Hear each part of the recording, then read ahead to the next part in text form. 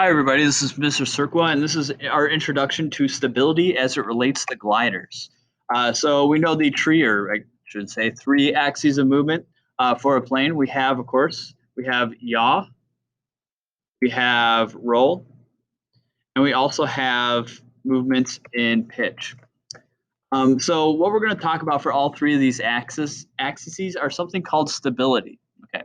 Of course, the idea behind any plane is you want a plane to be stable. Basically, you want a plane to be able to, if there's some type of disturbance or something that's going to mess up the equilibrium flight of the plane, if there's going to be something that disturbs it, you want the plane to be able to react so that it maintains that level flight again without any human interference. Okay, we're going to see the most stable a plane can be is if there's some type of disturbance, it will automatically return back to that equilibrium flight without any pilot action. Okay, so the first type of stability we're going to talk about is something called static stability. Okay, static stability. Static stability is the plane's initial response to a disturbance. So if you look down here in scenario B, you see that there's a plane that's initially disturbed. In this case, it's showing that the plane is pitch up. It's initially disturbed, and it is statically unstable if the plane's initial response is to continue in the same direction. So if it gets knocked pitch up, if it's statically stable, it's going to continue going pitch up, exactly like what we see here in scenario B.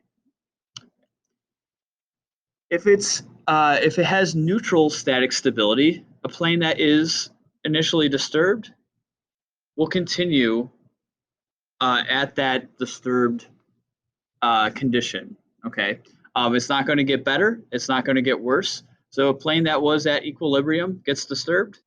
It's going to maintain that and keep going at that disturbed condition. That's neutral static stability.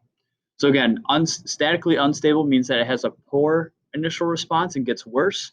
Neutral static stability means its initial response is nothing. It just pretty much stays what it was. Response to that disturbance just stays what it was. Yeah. So obviously, there is the ability for something to be statically stable. If it's statically stable, it's going to have a positive initial response to a disturbance. So if the plane is going level and it's initially disturbed to go pitch up, it's going to want to autocorrect to go pitch down. So on this slide, we see three examples of planes that are statically stable. Okay. But that I had mentioned before that static stability is the initial response to a disturbance. The other type of stability we have to be familiar with is dynamic stability. Dynamic stability is the plane's long-term response to a disturbance. So if you look at scenario, actually let's start with scenario C. Okay, that plane down in scenario C at the bottom there, it has a disturbance. Okay, it is statically stable because its initial response is to go back down again, but then it goes back up again to correct that and tries to correct again and again and again. And soon we start with just these little oscillations and it gets worse and worse and worse and worse until the plane is eventually out of control. Okay, so it does react towards equilibrium, but the oscillations that it experiences get bigger and bigger and bigger. So again, it has a good initial response. It responds to that and gets more and more and more out of control. And that would be statically stable, but dynamically unstable. Statically stable with neutral dynamic stability is this middle case, where it has a good initial response to it, but then it just kind of keeps moving back and forth at equal oscillations forever and ever and ever in theory. The ideal case, what we want is a plane to be statically and dynamically stable. That means that if the plane is disturbed with, again, we're using pitch up as an example, its initial response is to go pitch down, and it might go pitch up again, and then pitch down, and then pitch up, and then pitch down. But instead of those oscillations getting bigger, those oscillations get smaller and smaller and smaller until the plane gets back to equilibrium. Okay. Obviously, whenever we're designing planes or gliders, that's what we're designing for. Okay, and one thing to keep in mind is that this example was all using pitch, but really this applies to yaw and it applies to roll. Okay, you can have a plane that is dynamically and statically stable. if it rolls one way and then it returns and then back again, and those oscillations eventually equal out. So how do we control the roll of an aircraft? Okay, one way we can do it is through wing design. High wing aircraft are naturally stabilizing because you have your weight and your center of gravity down below, and you have your control surface up high. Okay, you can imagine that that weight towards the center down low is going to naturally try to stabilize it, keep it from rolling. Okay, another design is dihedral. Okay, those are where instead of the wings going flat across, they go up at a little bit of an angle. Okay, so the idea here is that when you have when the dihedral is equal, okay, you have equal lifting surfaces on each. If the dihedral rolls to one side, so in this case it rolls so that this side of the wing is down and this side of the wing is up, this side now has a larger lifting surface than this does. Okay, if you were to measure these two lines out, this has a larger lifting surface, which means this side gets more lift, and it's naturally going to want to go back. Okay, so dihedrals, the way that geometry works is that it adjusts that lifting surface so that it naturally wants to sit normal. Okay, this is kind of another representation of it. I'm going to skip this. I think we don't need to worry about that. Okay.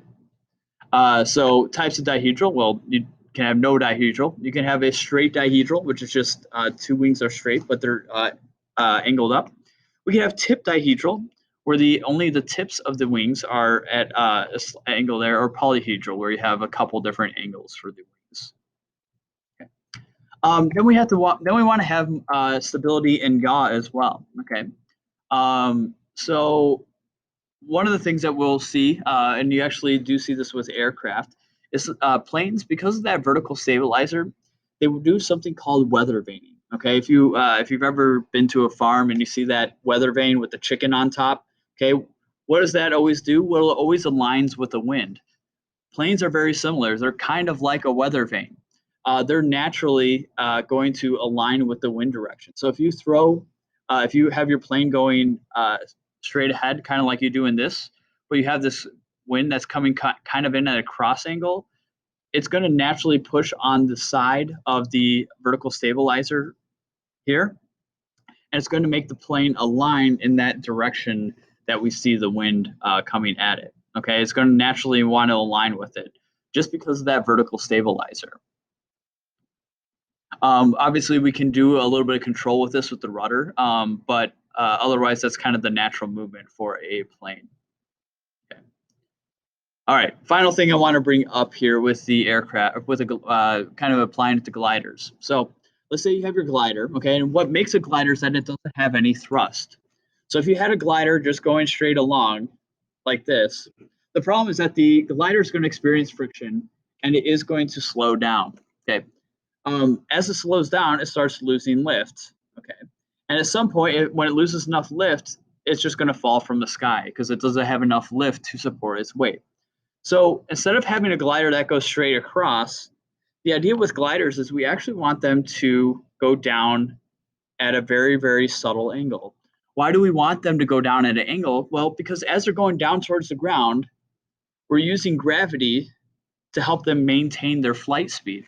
Okay, so as they're going down this way, they're not necessarily speeding up or slowing down. They're maintaining their speed, okay, because whatever speed they lose due to friction, they gain because they're going down towards the earth, so gravity's helping them. And then because they maintain their speed, they maintain their lift, and that's actually the longest flight pattern that a glider can have. So straight and level, well, mostly level, you want that slight downwards angle. That's what's going to help you get the maximum distance on a glider. So what are we going to have to look at to help get, so because we want that slight downwards angle in a glider, the ideal design for a glider, we actually don't want center of lift and center of gravity right above each other. Okay, again, we're looking at moments here. We actually want them to be offset. We want that center of gravity. This is probably too far ahead. Okay, we want that center of gravity to be probably somewhere right around where my mouse is, slightly in front of our center of lift. Because when our center of gravity, okay, so our gravity is our downwards force. When our center of gravity is ahead of our center of lift, that's going to make the glider go slightly pitched down. and we want that pitch down